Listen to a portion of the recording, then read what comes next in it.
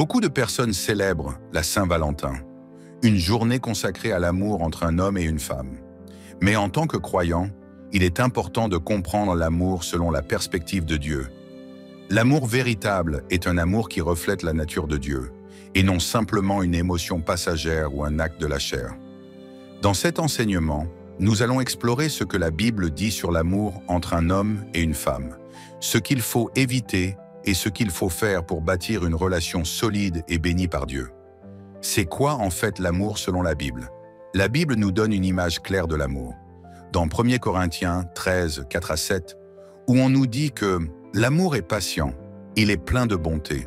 L'amour n'est pas envieux, il ne se vante pas, il ne s'enfle pas d'orgueil, il ne fait rien de malhonnête, il ne cherche pas son propre intérêt, il ne s'emporte pas, il ne garde pas rancune. Il ne se réjouit pas de l'injustice, mais il se réjouit de la vérité. Il excuse tout, il croit tout, il espère tout, il supporte tout. Ce passage nous montre que l'amour selon Dieu est plus qu'un simple sentiment.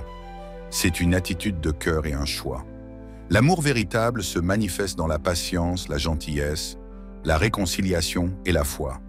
Il est inébranlable et il ne cherche pas son propre intérêt, mais le bien de l'autre. L'amour entre un homme et une femme selon Dieu. Dans Genèse 2, 24, Dieu établit le fondement du mariage. C'est pourquoi l'homme quittera son père et sa mère et s'attachera à sa femme, et ils deviendront une seule chair. Le mariage est un acte sacré institué par Dieu lui-même. Un homme et une femme, unis par le mariage, forment une seule chair, un seul cœur et une seule vision. Cela signifie que l'union dans le mariage doit être marquée par l'harmonie, l'unité et le respect mutuel. Un véritable amour est un engagement à aimer l'autre comme Dieu nous aime. L'amour biblique entre un homme et une femme ne repose pas uniquement sur des sentiments ou des attractions physiques, mais sur un engagement profond et durable. L'amour véritable se trouve dans les actions, dans le soutien mutuel et dans la volonté de servir l'autre. Éphésiens 5, 25, 33 nous montre la façon dont cet amour doit se manifester. Marie, aimez vos femmes, comme Christ a aimé l'Église, et s'est livré lui-même pour elle. De même que chaque homme aime sa femme comme lui-même, et que la femme respecte son mari. L'amour entre un homme et une femme selon Dieu doit refléter l'amour sacrificiel de Christ pour l'Église. Un mari est appelé à aimer sa femme de manière inconditionnelle, en étant prêt à sacrifier ses propres désirs et besoins pour elle, tout comme Jésus l'a fait pour l'Église. D'autre part, la femme est appelée à honorer et à respecter son mari. Cette réciprocité crée une dynamique saine, où chaque partenaire se met au service de l'autre, dans le respect et la compassion. Ce qu'il faut éviter dans une relation amoureuse selon la Bible. Dans une relation amoureuse, il y a certaines choses que Dieu nous invite à éviter. Voici quelques principes. L'égoïsme et l'orgueil. L'amour véritable ne se nourrit pas de l'orgueil. L'amour chrétien consiste à se mettre au service de l'autre, à faire passer les besoins de l'autre avant les siens. Philippiens 2, 3, 4. L'impureté sexuelle. La Bible nous enseigne que l'impureté sexuelle et l'immoralité sont contraires à la volonté de Dieu pour les couples. Dans les 1er Thessaloniciens 4, 3, il est écrit « Car ce que Dieu veut, c'est votre sanctification, que vous vous absteniez de l'impudicité, l'absence de communication. » Le manque de communication dans un couple peut mener à des malentendus, de la frustration et des conflits non résolus. La communication ouverte et honnête est essentielle pour entretenir une relation saine. La colère et l'amertume.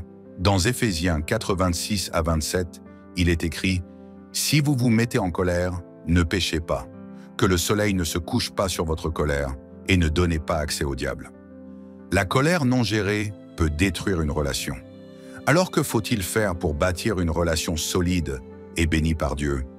Pour qu'une relation amoureuse dure longtemps et soit bénie par Dieu, voici quelques principes bibliques. Prendre Dieu comme fondement. Il est essentiel de placer Dieu au centre de la relation.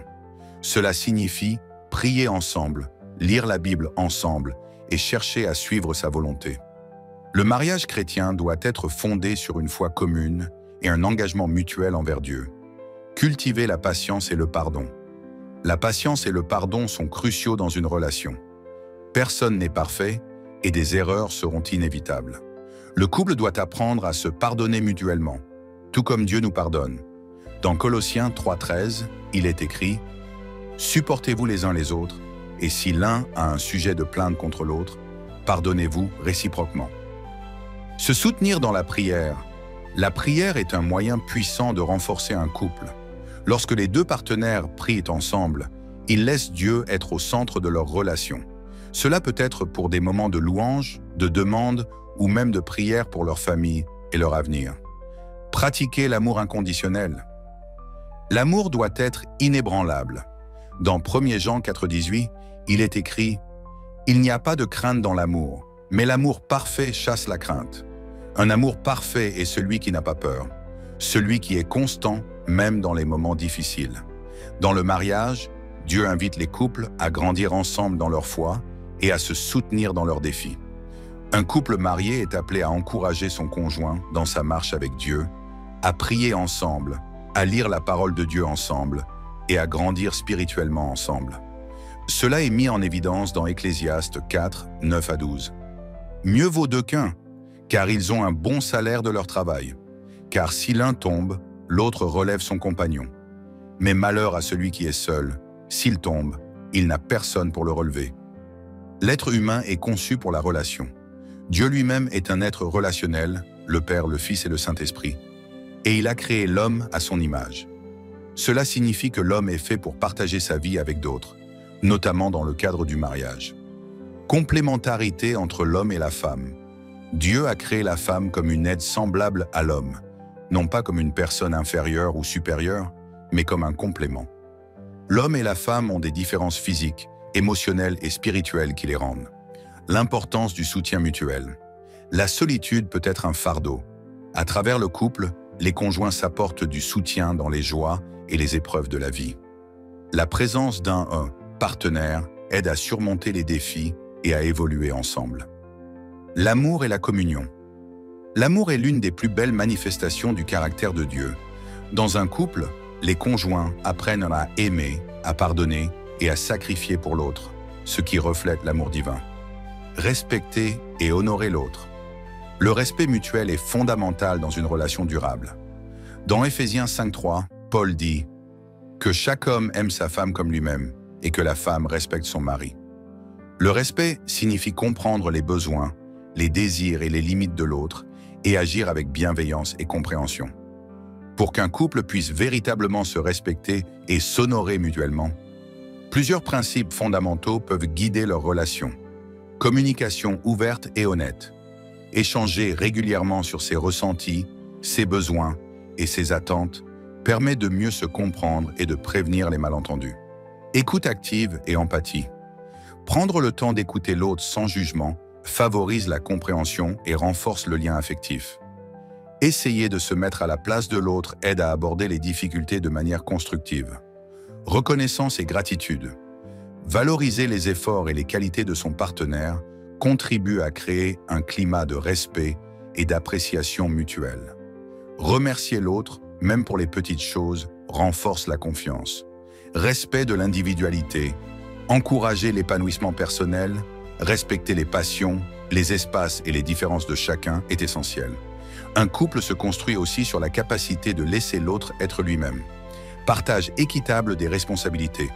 Qu'il s'agisse des tâches ménagères, des décisions familiales ou des projets communs, une répartition juste permet de montrer que chacun est valorisé et écouté.